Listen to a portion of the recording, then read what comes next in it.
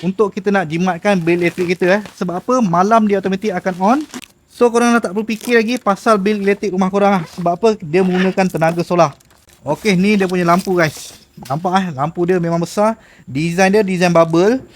Depan ni ada akrilik, warna kuning tu adalah dia punya LED. Siap sekali dengan dia punya bracket ni.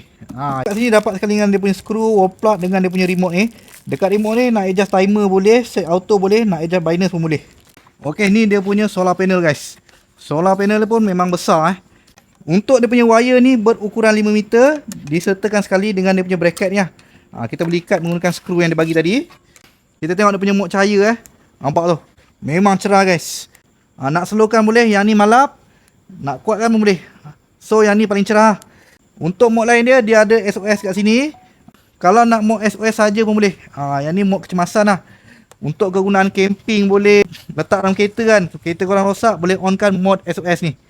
So kalau macam ni kan, kalau letak dekat korang punya tepi rumah kan, memang nampak memang cerah guys. Memang puas hati So siang dia akan mengecas, lampu ni automatik akan padam. Bila malam dah tak ada cahaya kan, solar panel tu detect tak ada cahaya, lampu ni automatik akan hidup. So kalau minat dengan lampu solar ni, dapat satu set semua berserta dengan dia punya solar panel ni, boleh tekan link kat bawah.